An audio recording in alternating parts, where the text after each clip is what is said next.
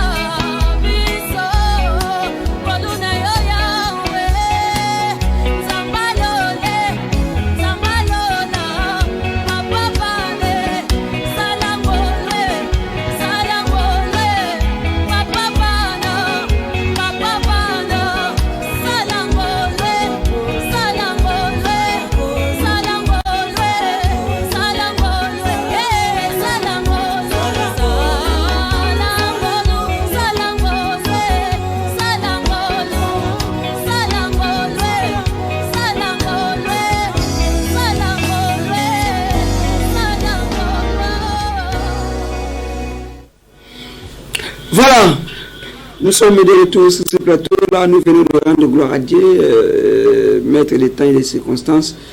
En tout cas, je suis vraiment très heureux d'être parmi vous et à bonne santé. Ça me fait vraiment du bien. Comme je vous avais dit au début, les appels, prenez votre télécommande, mettez ça à côté parce que des bonnes choses commencent maintenant où nous voulons parler sur un très bon sujet, ou soit nous allons parler aujourd'hui en grosso modo, nous allons toucher un peu partout afin que tous ces personnes, téléspectateurs ne soient partout où baza voilà. Pour ce qui concerne les informations, vous savez que ça bouge au niveau de l'Assemblée nationale où le ministre de la Justice Constant Moutamba c'est là qui est Memo Mokoboye afin que Azala jugé pour un montant un grand montant c'est là différentes prisons dans le RDC et il paraît que le ministre avait détourné cet argent là et l'argent public il faut comparaître devant la justice et aussi l'ancien ministre de l'économie Kazadi, voilà, Francis Kazadi, il fallait compromettre parce qu'il a dû des choses et c'est là il paraît qu'à son époque il était encore ministre de l'économie, il a souvent un projet surveillé la place basale de projet et puis projet là il peut là c'était on avait fait passer ça même les vendredis dans notre journal télévisé du vendredi passé où tout le monde a constamment pris la Francis Kazadi c'est là qui vraiment makelele et l'autre évité dossier et ce qui na niveau nini penza voilà tout ça information sur les plans sécurité. Vous savez que toujours à l'est, où l'ancien chef de l'État, Joseph Kabila,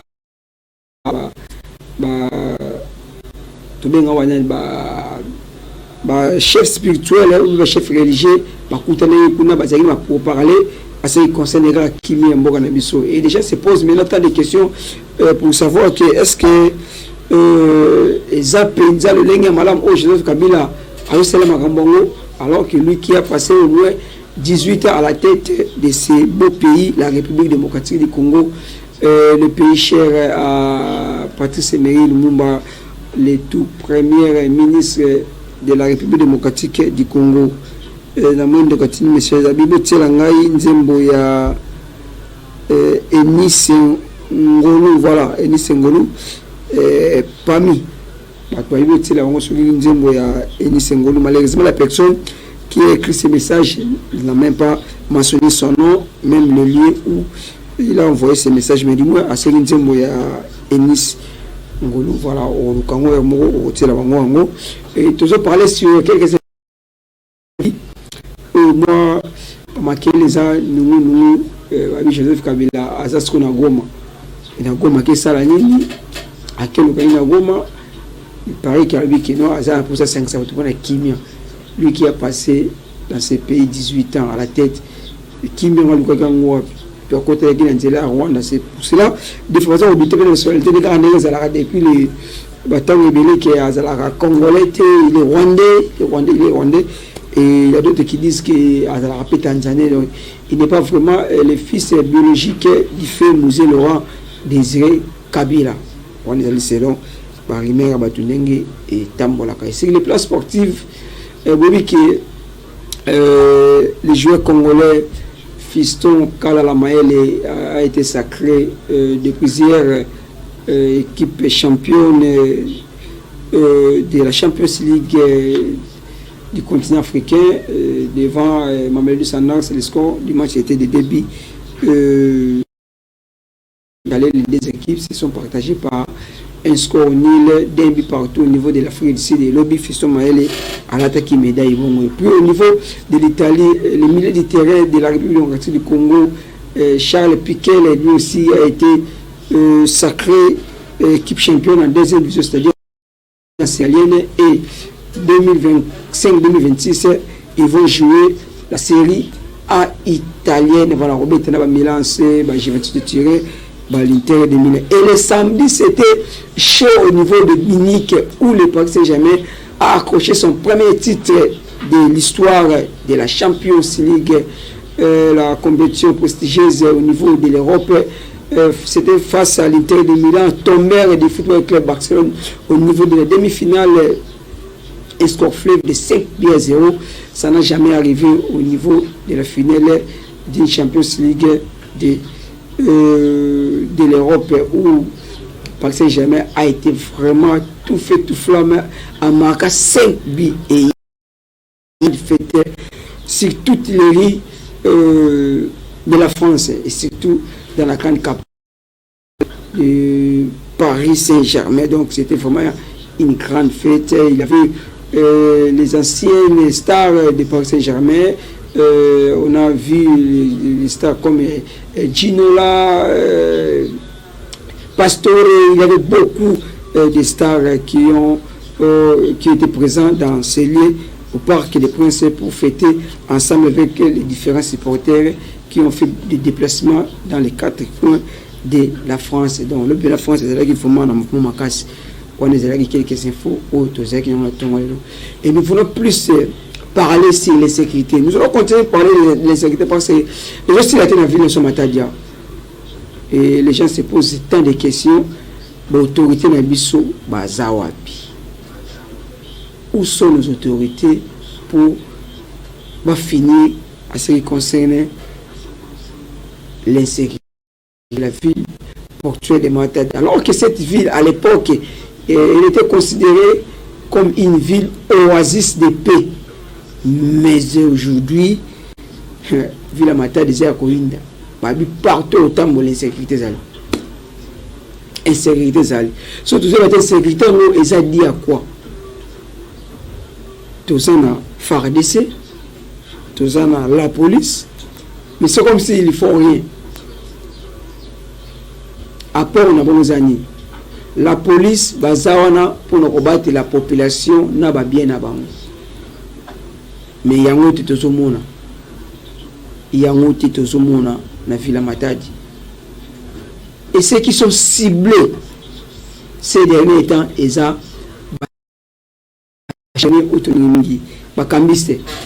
ils sont vraiment ciblés. Et dernièrement, tout le monde qui va le niveau ya Odimba, qui cambiste mon bon, bazo côté la bandaku, bongo, et Mindouk, l'opération, s'ils ne sont pas des policiers ou de FARDC. Et maintenant, les armes qu'ils utilisent, wapi. Toujours compléter,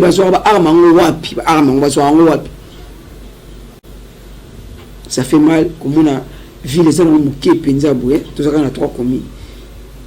Mais crime est commis à Kosakanate, crime est commis à Kosakanate. C'est comme si tout le son autorité. Là, j'ai fait appel maintenant à notre maire de la ville qui n'est autre que M. Dominique Kodiambete. Opération Oussalakawan et Kenda Wapi.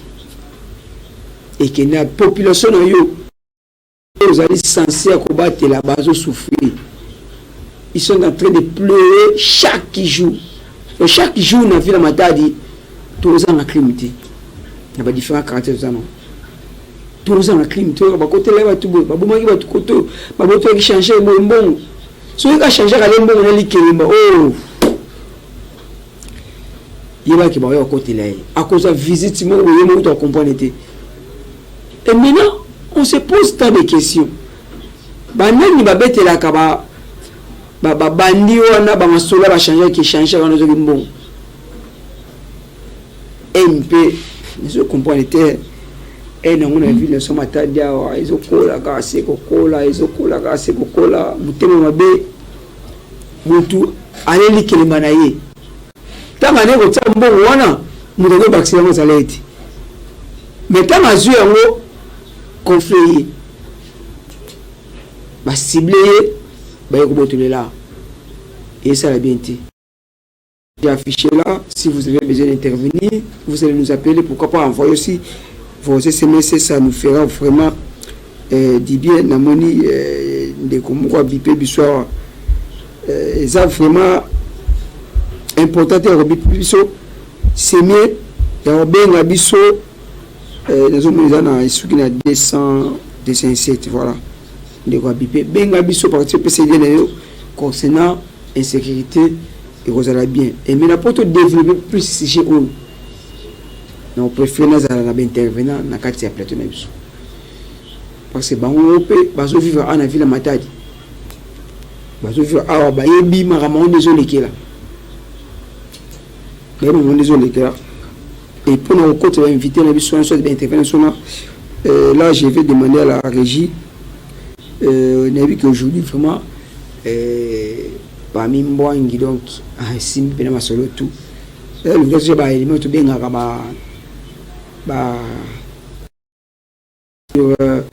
sur le net oui tout ça là tout c'est ça ba fan na biso ba téléspectateurs na biso partout bazali le lingue ba c'est la car c'est un ballon on a stress ballon la stress et ça rappelle bien ceux qui éléments déjà prêts au signaler bon autre côté ça. Bon, on va intervenir surtout sur la sécurité. Là, on me fait signe que mais après, tout le monde va sur le net et puis tout le monde auto continuer si j'ai tout développé pendant ma solo sur ya Tongo Yalelo.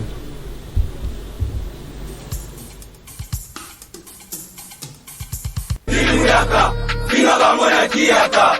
Nimuyaka, finga bamona kiaka. Nimuyaka. Finga bamona kiaka, nimuyaka.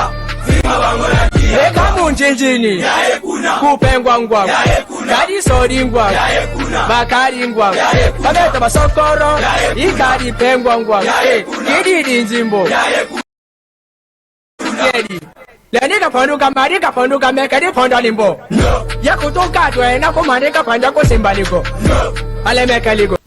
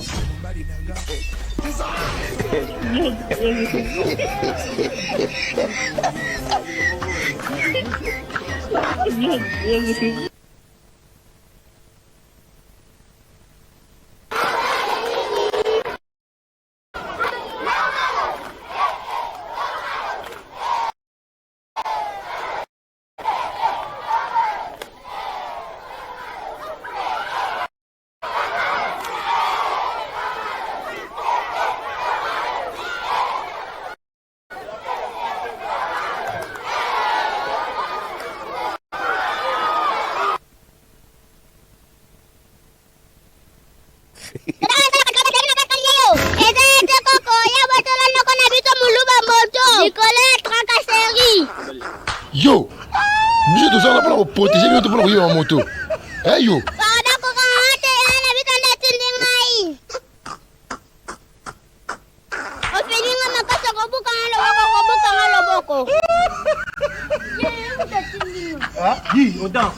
Donc bilo musala musala ngala ko tina ka bana mapenga biso ba ka tolo ba ni me sala ya ka o panga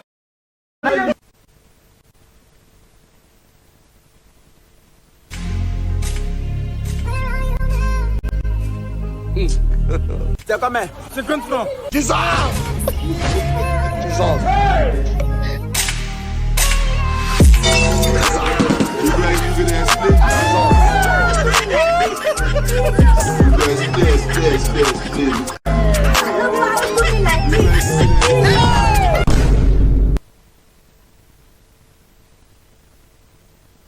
Happy birthday to you. Go. Happy birthday to you. Happy birthday. Happy birthday, dear Stony. Happy birthday to you. Kirisia. You eat like a monster. Happy birthday, monster. Happy birthday to Monster Stony. Monster Stony. Oh, Engeriga.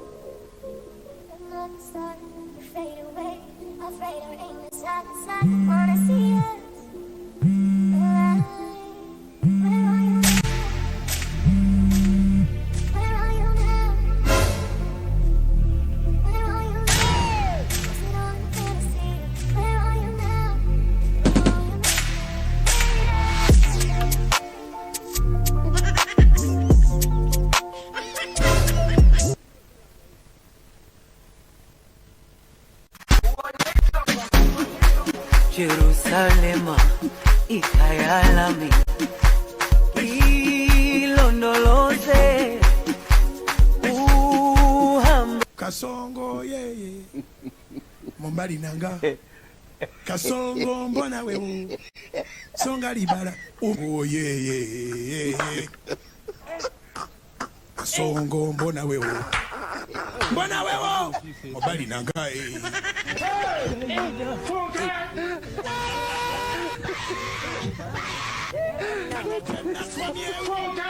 Atali ya mama yake kama naye Neba nange Tuna manyi katonda waki akawumbikembo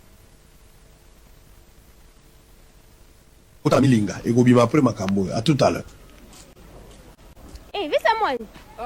Non le côté. Nanga biso.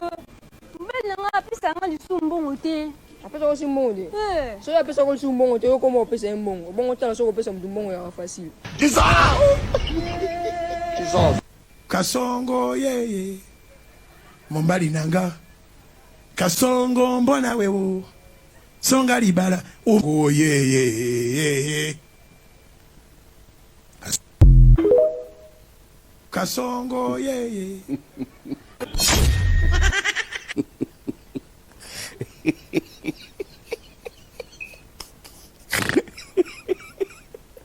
Aduh bobo.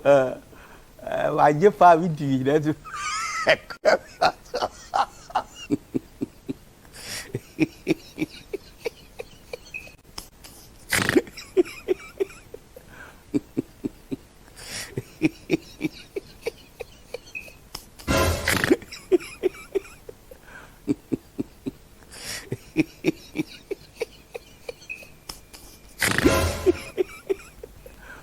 Aduh bobo. Wajib pak video dah tu.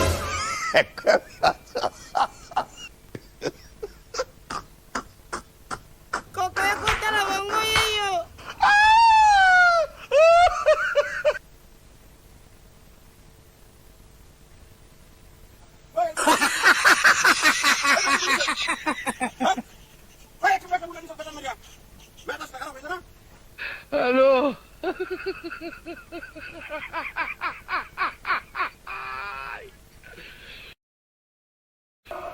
Halo.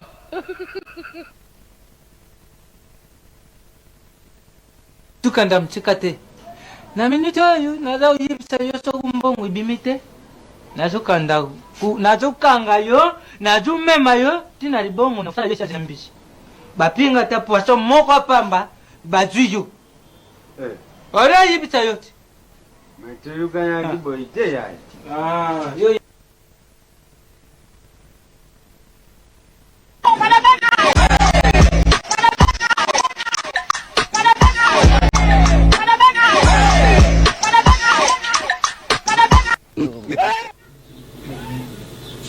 Voilà, nous sommes une fois de plus de retour sur ce plateau.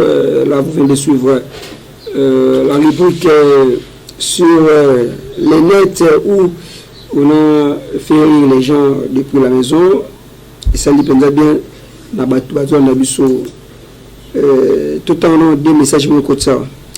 Je dénonce une insécurité. C'est Jean Bako.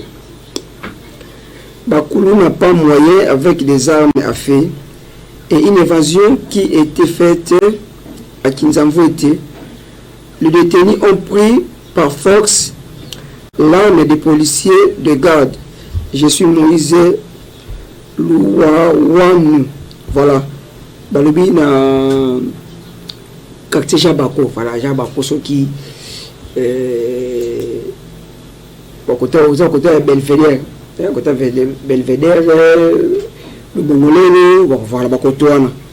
Bien connu sécurité za makasi bakomuna pe bazo sala oya bango et c'est une base et puis évasion militaire au sala na prison ya Kintamvote oyo ba détenu ba soit qui penda par force ba soit qui penda par force arme il y a policier de garde et je ça la pena passe merci de Moïse na information possibiso nous comme soit comme bonjour Laetitia Madiata, voilà.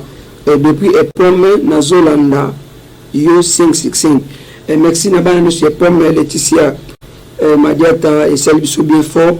Le message, merci, nous, besoin de la vision, il dit que vous êtes TV Morona, Batu et Belé, les années uniques à ce côté de Laetitia. Est-ce que vous appelez quand l'insécurité, quand tout le monde dans la ville portuaire à Matadi, ici, comme ça, vraiment, na insécurité ces derniers temps et surtout un mot couru comme on a quatre sur ligne sur peut mourir donc ça dépend bien toujours interpréter toujours va décider donc toujours va décider ils allaient bon bateau va diriger biso et plus na tata gouverneur il y a Congo central son excellence et grâce Kwanga Bilolo balobi province na yo insécurité ils apprennent à combattre record, pour éviter la stratégie aux pour la population, il y a Congo central en général et particulier, il y a ville portuaire provinciaux. Tout ça dans ensemble provincial, ça awa. Parce que province de Bissau et Congo central, ville à Matadi, les institutions, il y a Congo central. Les députés provinciaux, population et votable nous. Est-ce que vous voyez que Bimisata, mais nous avons sur l'insécurité, et puis un matin nouvelle écolo, possible, n'a évité, Balizana Canabino, tu dis que là, nous avons un bino, mais si la population m'a dit, ils ont Kemba, insécurité, ils ont Penza Makasi. Il y a un dans un souvent le plateau, nous avons intervenu dans le biseau, on a comme jusqu'à vous dire on passe à l'écran déjà dans la tranche de biseau, je préfère me mettre au fond de le plateau parmi tout le monde a que non, je ne suis plus seul. Voilà, merci à la technique de jusqu'à moi je préfère quand on est à la gare. On va peine plus de Congo. On va peine plus de Congo. Et ça la peine bien. Bon. Vraiment matono mingi et santé que y a moté na le zoo la fin des jours. Voilà, jusqu'à aujourd'hui on a vu la Matadi à ce qui concerne la sécurité au cours de la pénalité, est-ce que vous avez déjà fait un de palpable où il y a une économie sécurité dans ma casse na bato bazalo sur mandaku bazalo se plaindre vraiment de sécurité et ça peut ma casse.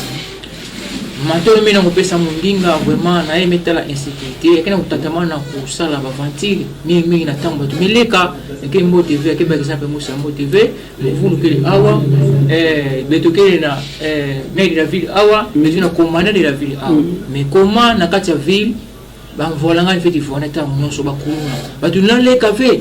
Donc quelqu'un a dit mais il y a un l'homme fou mon abeto. Il y a province Congo central. Mais nous baka diamwe amé. Ça m'a neutraliser la force.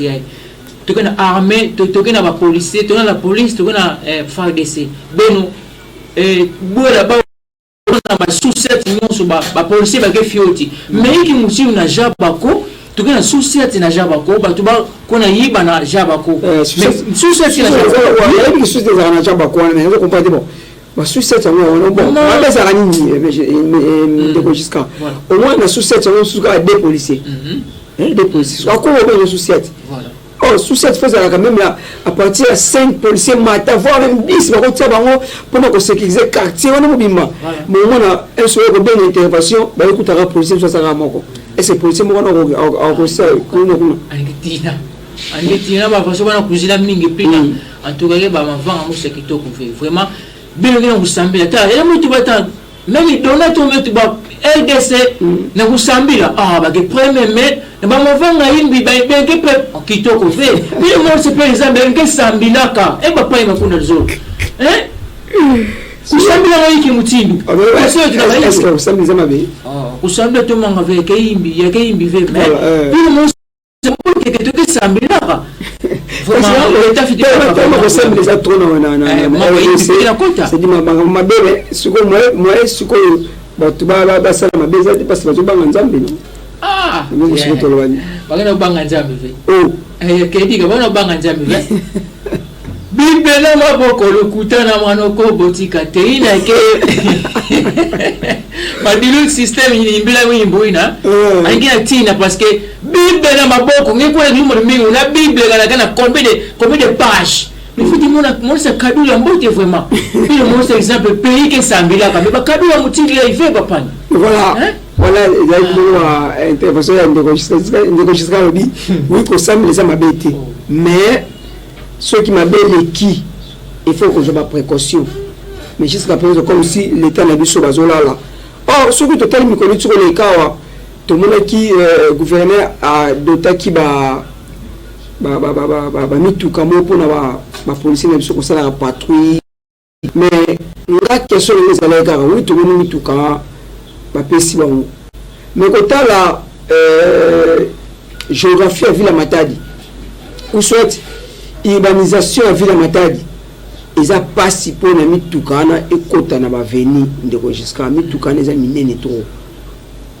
Matadi ils a plus ba tunnel ba couloir surtout sur la cité kuna est-ce que mituka na pena ekokokota na banzela wana mikemike wana alors que ceux qui forfait nous ça na kati ya ba tunnel wana mote ke mituka ekota tende jusqu'à na ebite ko lo banini na ba konzo ba pese ba mituka wana eza ila malamu mais mituka ne ekokota tende banzela wana mikemike matono mino ngopesa mundinga leta mesela kisalo mbote mais diambo yimbi kele banzila tala aki cité banzila kubeba fouin tumekota na tanga kisifa ke tanga kusaba banzila ifa suta mvola nge kota ba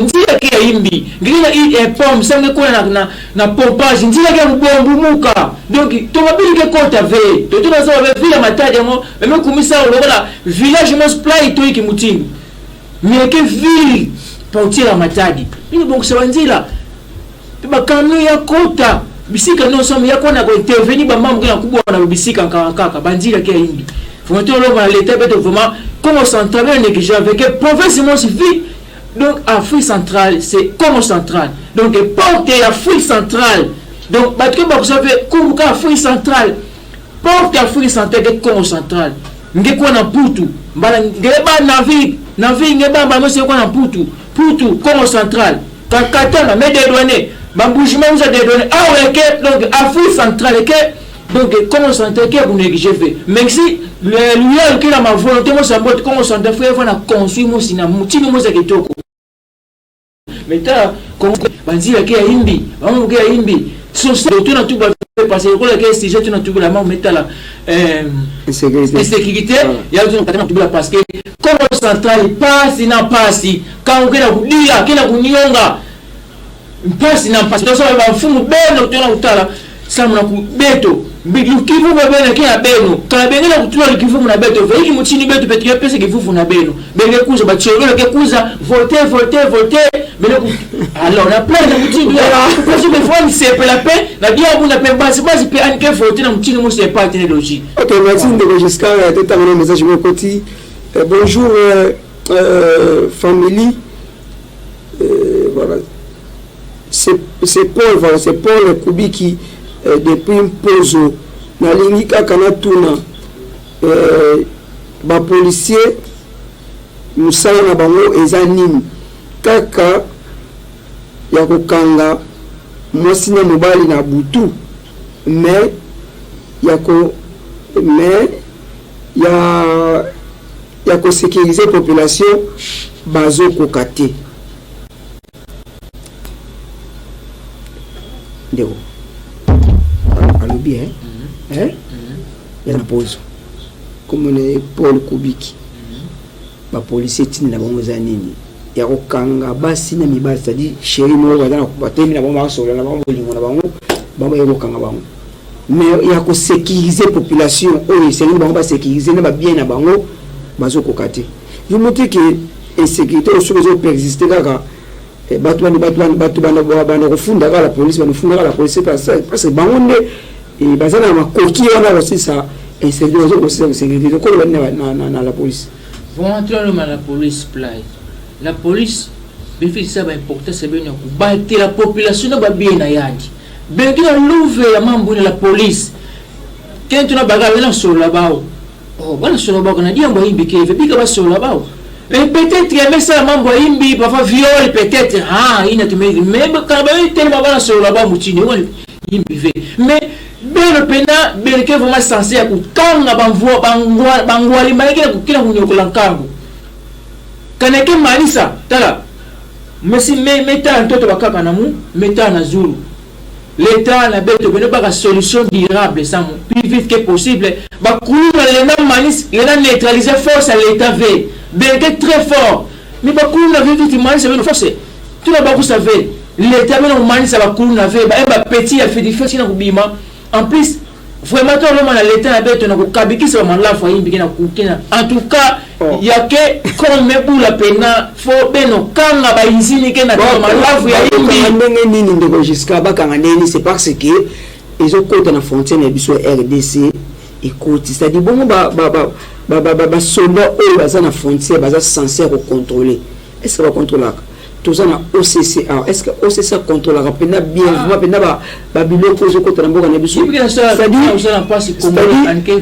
faible na ko voilà c'est-à-dire tout ça na l'autorité na biso au moment où les choses insécurité ça toujours ko petit na ville c'est pas c'est bateau bino kanga kawana bukangi bango lokola bazana be polette moi beaucoup mon mabolo bezate soit me na boloko quelque temps après abimi azoli le même forfait bino kanga la qui comment nous trouvons kanga na forfait moko 2-3 fois mais le toana aza côté toujours ko vivre azo côté toujours ko vivre c'est pas normal bande ko bozo bipé biso na moni ya 41 suka bébé na biso za bien na place mo bibé biso be contribuer na sujet parce que sujet oyo ezota la biso nyonso et t'as juste de vivre la ville à Matadi awa les gens souffrent l'insécurité est vraiment totale ces derniers temps au sein de la ville portuaire de Matadi tout ça qu'on a éradiqué en gros c'est-à-dire hors ville à Matadi et pourquoi pas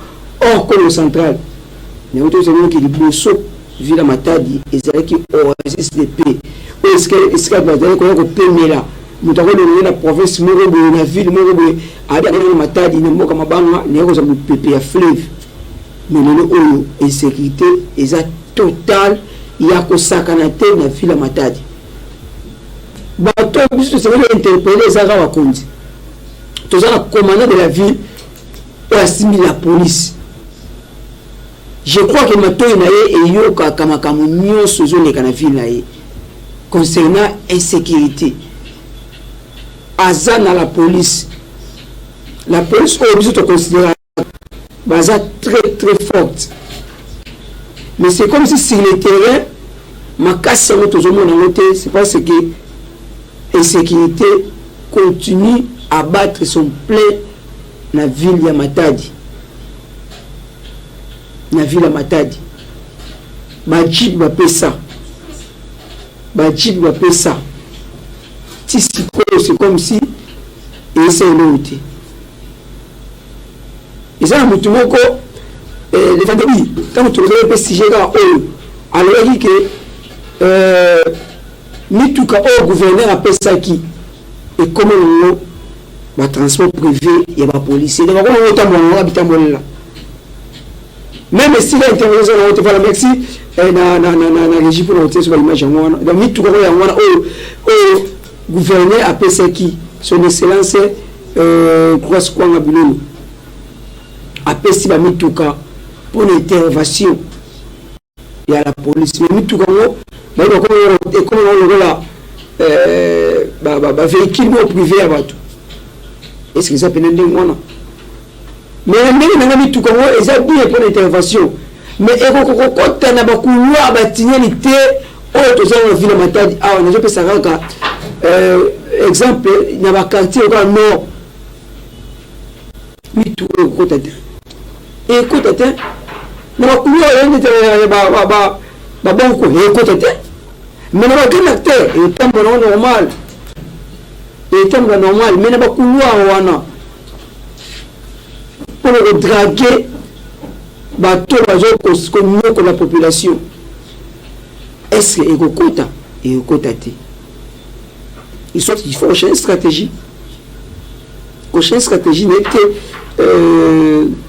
donc jusqu'à stratégie ni au sein de la période de l'état pas mais il faut changer afin que bateau s'aimer des autres on a beaucoup bateau n'ont pas sa mondinga tout le monde l'état bino bwela wa militaire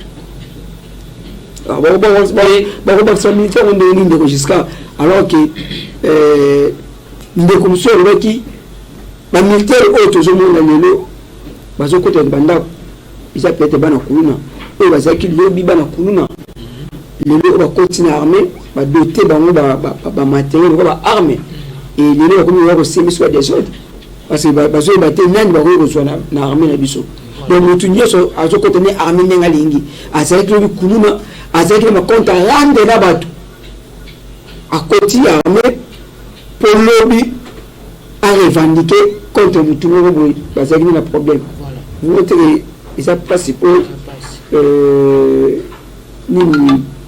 y a bon tête sécurité soit si tu mets ça à imbi avec kangama elle a bima fait tu veux foutre une époque il y a Mobutu si je me trompe pas Nathan au cabinet fait tout Mobutu bakulu na vont voilà tête ba voilà soudé ba pena maboko pena tu vas me souder frappe voilà bagarre donc kulu na moi même pas que c'est même pas que tu pas éducation mos play na prison ngapi m'appelle moi musa de la okelevé donc quand on tu mets ça la mbebe ameku fo mutu to amesala mutu imbi amekota boloko akela mu veut dire kupi mave yake mbota unata ni tama façon de vendre en temps wakani amaka cc hein to mona bien vraiment en tout cas tu ba formation vraiment bénisé ba peintre en tout cas jusqu'à au moins ma beza rani tant on t'a ça msa malamu on a quelques temps pour la longoli voilà mais ba te za radio ko ça rani mais ba te va tout un message monde de comment lui bonjour papa ba kondi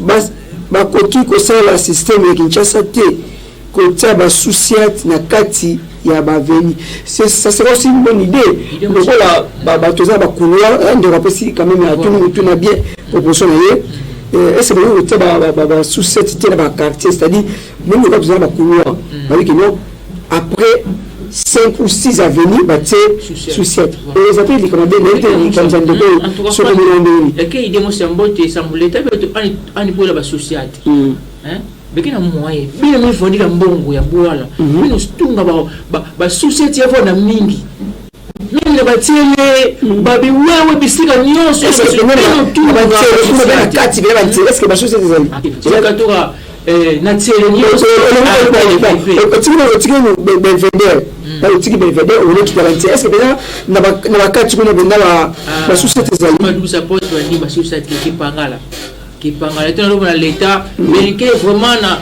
na charge mo sango na kutunga ba society bisika nyonso ba kwe nyonso be kubongusa banzila ke imbi bile bongusa banzila samuna bolamu ya bele bafumu base parce que nakufua histoire ngeme bikana tata plan ça bika plan c'est ça la vie c'est comme ça que les gens nakufua mais c'est comme si ba na ça ile ko mo ba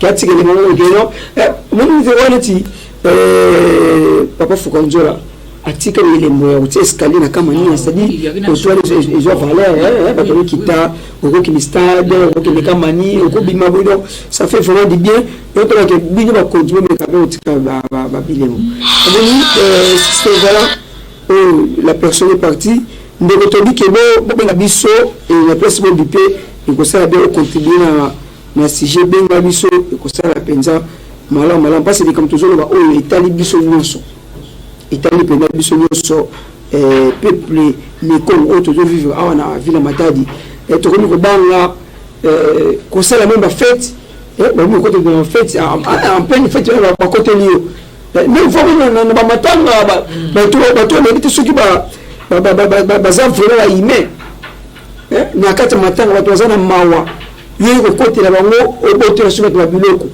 izo sala penza pasi makasi to senga na bandeko na biso bomenga pe ko sunga biso penza Dieu mo si c'est pour l'état congolais na monsieur anglais suspend ba mafo vona dia fina ba cité parce que tu nous amona ba mafo va ko tsa mvolangani o kana mutu me ku fo ngeke mutu fo pia luzitu parce que ngeke dia a cruising ngeke dia kange kitwali ame ku fo ame ku mafumu te mona kana buwe kana mafo kana kele na kwenda la police matenda mais c'est pas que ande fou baba kauki na salon fana na ngini mo se preneur comme gaba to ba ke mutu me ku fo va na manque tout à fait normal parce que ba tout ba kumla ga ma to ba rando ma fo ko na play me klu mo si ma mo sku bwa na triangle vana ba to play ba to ko ba mesa na volangani ba c'est que me panzana faut mettre ça qui to ko vraiment habitude du gouvernement ba bakara l'état na mais c'est preneur mais c'est quoi habitude les habits ba soit kike non et bien c'est vraiment une bonne chose mais si qu'on peut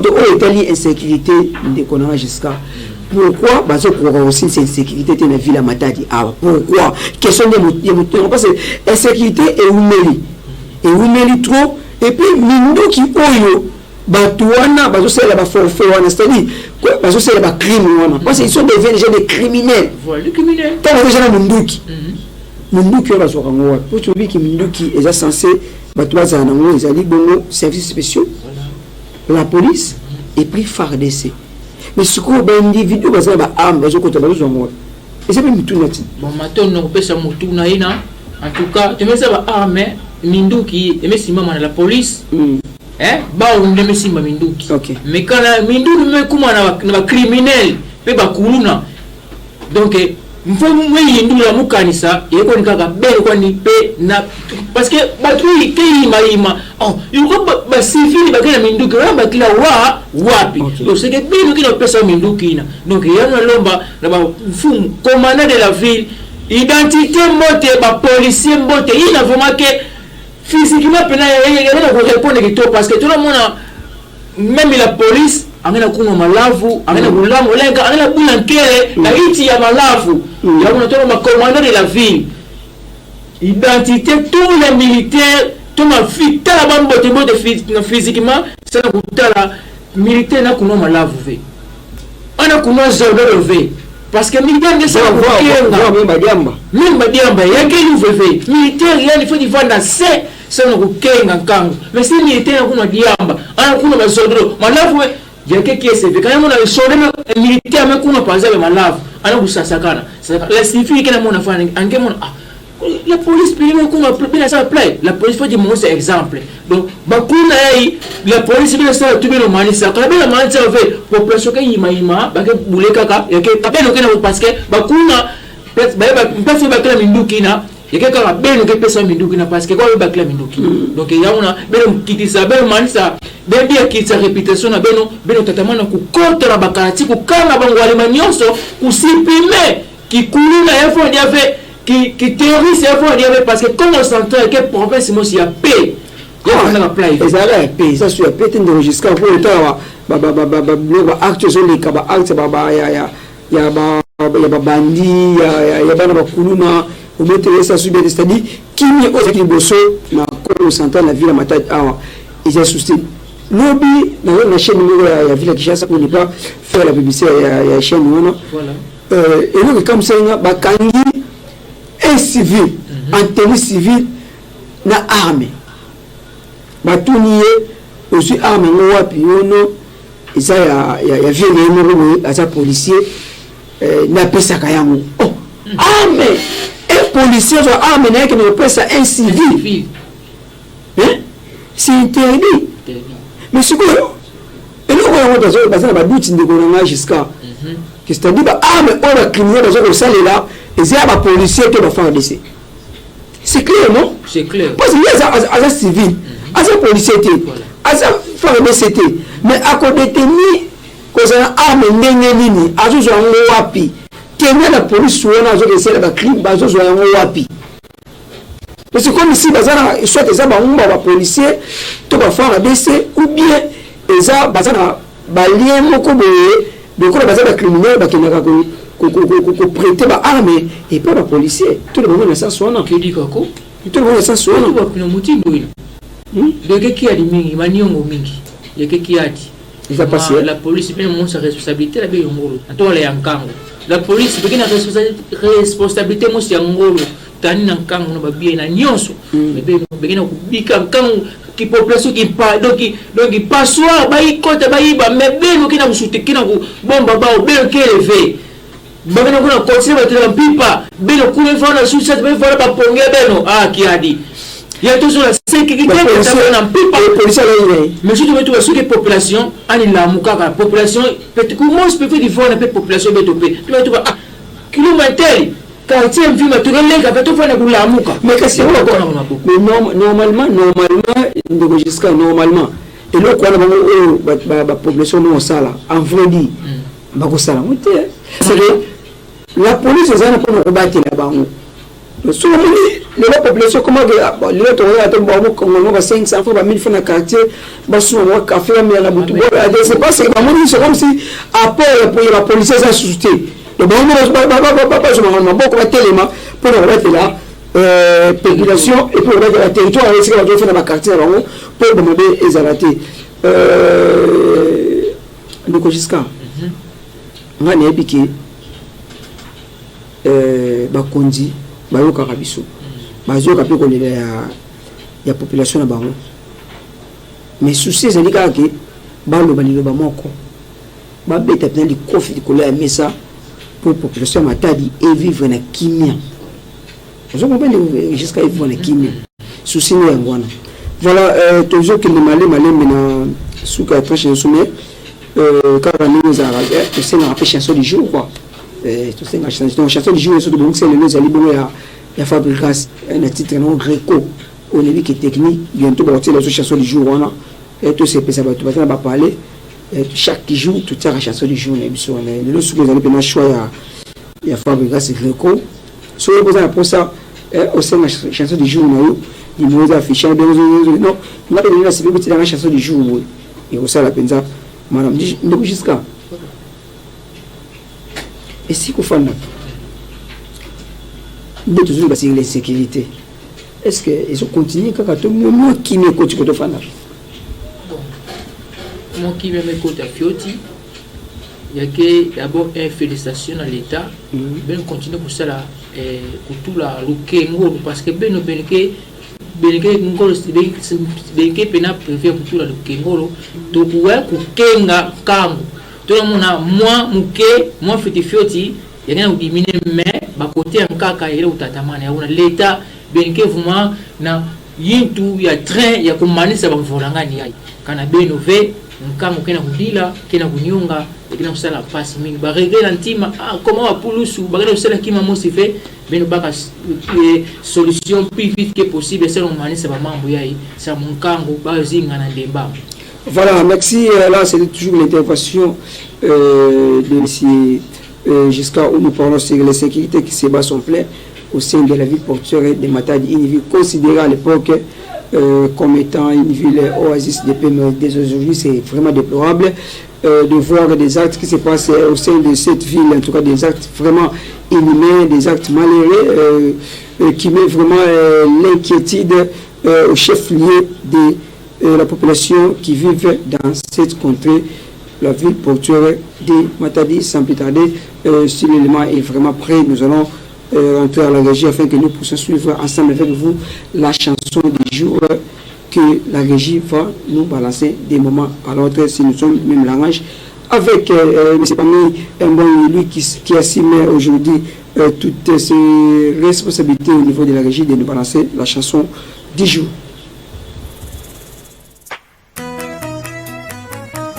DJ Diden 520 gigas.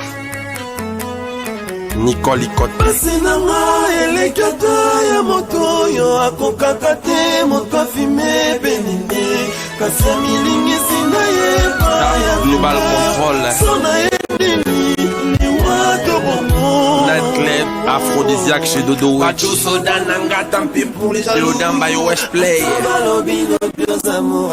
Batibili les fers doubles. Salam Malaika. Abinef Saint-Georges. Serge Kachila Nzamba Mibali. Magali Kaindo, Gaël Suprême et Kevin Pouloulou. Opo Dikelo.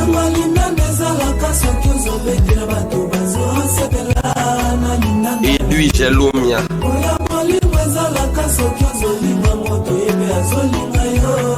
Fiston Bulldozer impeccable. Maxon, Rezon, Zinga, Yulu, Matondo, Janvion, Jackie, Tito Félix, Dadou, Mengi, Eric, Moussou, Despois, Posten Combo, Nicole Mpoudi, Sud-Afrique. Irène Monsette, Nolissa, Jean-Marc Kabunda, 520 gigas.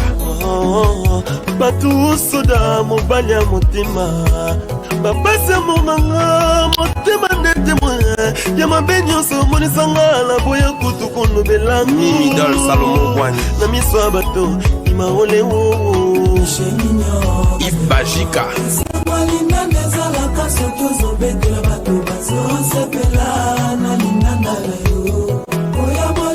Colonel Sangoli.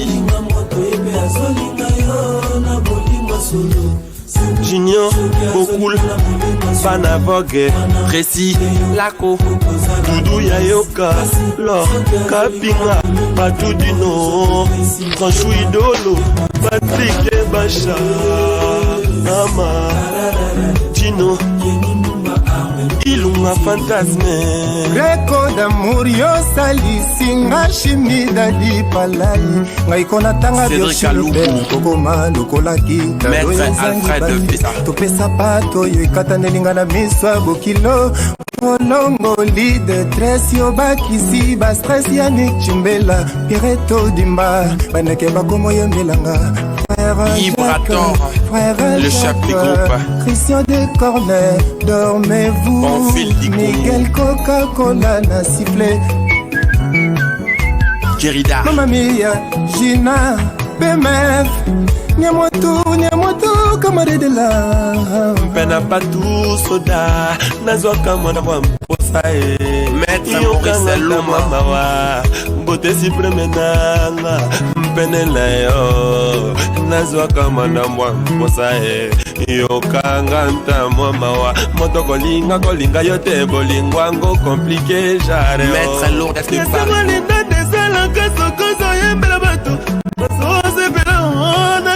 Lodi Tembo 3 Oya bolingo ezalaka soki ozolinga motebea zolinga yo na bolingwa solo soki azolingo na bolingwa solo wana nde yo okozala erese kasi soki azolingo na bolingwa greko oyo mpe zoba opesi motema nokotikala no malheureuse.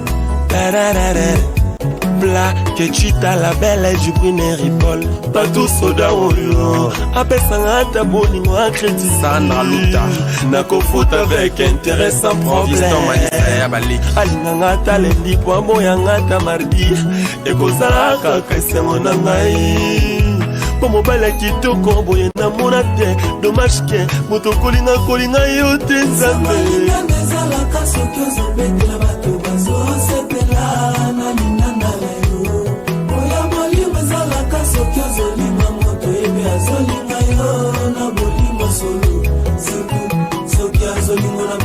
Deborah Ngongo na ngai Pata Padou Petit Doudou Besa Nunu Ndembika Ingrid Vemba Chansari Pane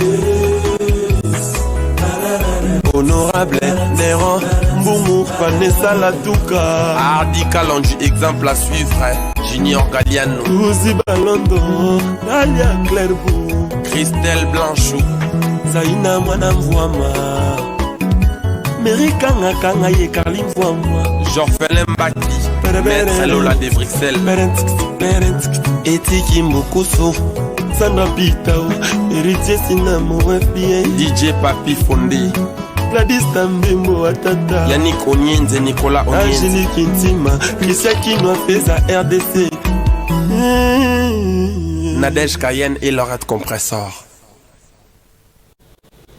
Voilà, merci. Là, vous venez de suivre une très belle chanson de Fabregas Maestro, l'ancien musicien de l'orchestre Maison Mère de Ndiama Makanda Ranson. Et aujourd'hui, il fait sa carrière avec son orchestre Villa Nova. Voilà. Notre commis Sali, c'est Émeraude. Ce qui fait mal dans notre pays,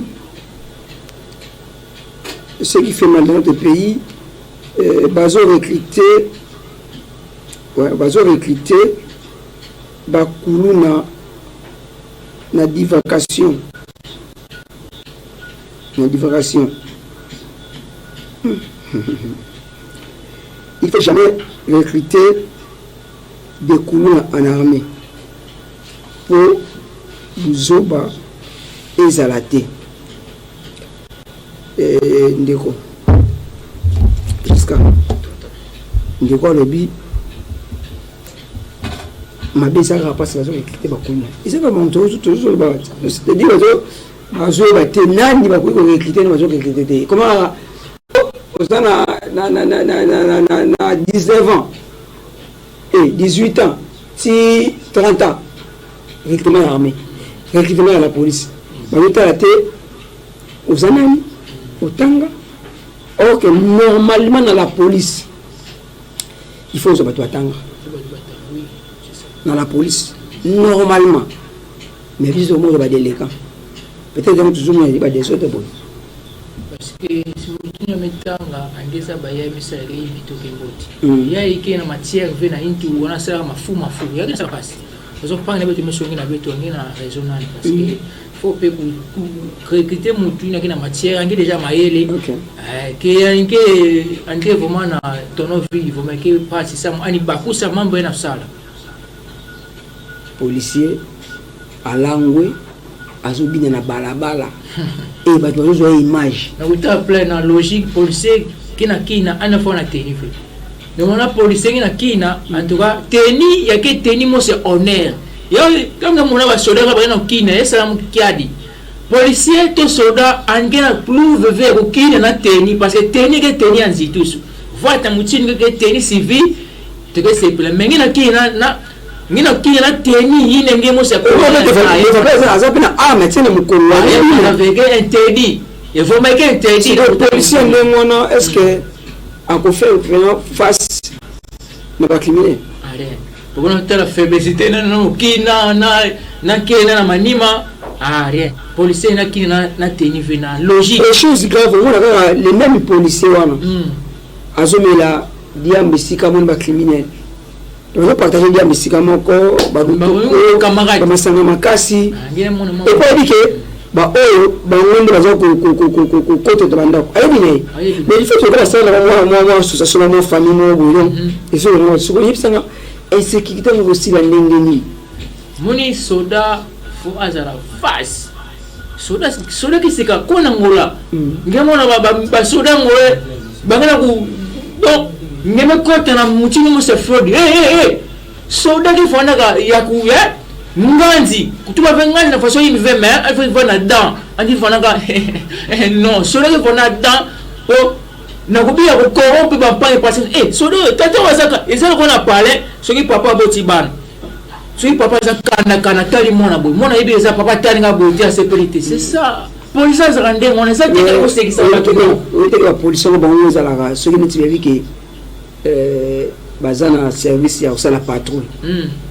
au moins on va viser déjà la petite bango wana que nous bola na banda côté le patrouille osala ni tant ba ya ba yo kama innocent o ko non te mona ba innocent ba no kanga ok faut kanga ba ina kina usala ba voila ngani donc on est sur le ba pesa ya on déjà ko ki no bola na banda côté ba tu encore na 4h 3h ba kanga ba na kulu na bini na nda côté ba na ba kimi tamba zo côté na quartier kanga ba innocent c'est-à-dire ba policier va continuer sur comme c'est sécurité matono mingi na quartier na ba quartier nyonso landa betu mele sigolo makutu to simba sana to zola sana d'abord idée bon tete quand ngemo na mutu moske fonda ka suspect na quartier to ko mona na bani pastage nya na iti fana yake na les pesa dika message fana donc ngemo na mutu suspect na quartier baka na malembe ko na bika na lita na bika lita tout ça la brique parce que population il y a pas ma fait wana la muka fait tout à comme kaba wala comme kaba tant que c'est le wana aussi non bien mais tant que robima la zone et ça voilà c'était hier lobby bah toujours parler de sécurité mais en mboka et bah côté qui parle côté qui fait mon niveau ya soyo bah côté fait niveau soyo et bah ko kanga ba criminel wana papa wana bah côté qui ne se présenter qui abi que bah demonder qui bangoye tant bato wana ba bimi ya boroko ba yeli papa na ba bomai vous comprenez c'est pas ça la dénoncer ki bango so biso asoko dénoncer na place va protéger yo ba tikio ba to c'est comme ba tiki yango to banga na bango amoni mutu mo ya social crime abone ko lo ba bangi nei moi ya Kembo TV ba pangi ya to ki va na nzola fiti va na nzola do l'état benike vraiment na responsabilité mo sangolo na bola beto ya to mona ba gêne pardon parce que mon entend me vendre rapé te faut la manganda ata tongo ça il faut tongo ça la kanga ba mbeni kina usala ba fanti mutu nzambi salaka mutu fiti leka muni tombe na kia na tango ya gitombe mutu fiti leka ba pongi na ne mekeve mu mangu bouger ba porte qui se fait hein ba pangi nzambi sala beto ba tu faut voir na bumosi bima inza ya uve buwenge mekufa bima inza yebika na kwani yekena ndadu ve mais nzola intima ya undebe luta mingi na beto bantu mais comment ngina kusala yimbi na pangi nge mutu ese nzambi na zulu ngemo angise pena pena mambo vengina kusala pena kibusenzi ngina kusala yake normal nge pangi kuna ngina koti ya pangi nge ndombe pangi kongole samu na mbongo akiadi ba Kembo TV veno bika ba nina voilà na bomosi ça fait vraiment mal à tant que le babouye vous sentez que non tout en passe dans le thème na tout le monde essaie de donner un avis sur ma taille. Je sais que vous avez aimé ce sujet où nous avons parlé sur les sécurités. Je ne sais pas de jusqu'à comme le souka étrange celui de parce que ça na mamou de dans bateau balandi. Bon bien moment souka mais le monde à l'état na beto vraiment bino tout la pele ba moyen Angers ça mon a commencé ça ba mambo yayi Congo central il a fait du voyouka fait parce que c'est na voyouka il y a des voutons les mots na into ya nguvulu parce que nguvulu yani que gouverneur ya Congo central quand mambo kena kusema mingi na Congo central bel non sona voutons na into ya nguvulu na to lomba l'état nguvulu na beto tata kasi makonga bilolo na kusala moyen Angers ça romalisa ba mambo ya kitwa na monsieur le maire beno tout là qui mena kati ya province ya beto sana nini ve province ya Mvimba Congo central ndema mekota e fona bamanyanga na kipese bisika nyonso ndema mekota tozola ba tuba vivre na paix mutu mebima meko na kisalu kosolera amekuza ekele ve mutu meka kisalu taka ba bizingo mutindo akele amekubaka moi petit baso kuza na linjo kama 20-22 kuma paix amekale ani ba yibani la mivofa ya bima tozola fe tozola paix ya fona mutini Congo central evangelaka paix ya fona vraiment mepesa mboti na bilandi nyonso ya famille ku télévision bemelwa kama libaku ya kulanda beto tumepesa beno bambote mingi yamekato na famille ku télévision tumepesa bambote tumesa beno mingi tokezimana beno fait attaque le motivé bambote. Voilà, là c'était le dernier mot de notre intervenant qui est autre que M. Giscard, où nous avons parlé sur l'insécurité. En tout cas, ces derniers temps, la population est vraiment inquiète à ce qui concerne l'insécurité. C'est pour cela que nous sommes là pour parler en faveur de cette population qui souffre ces derniers temps.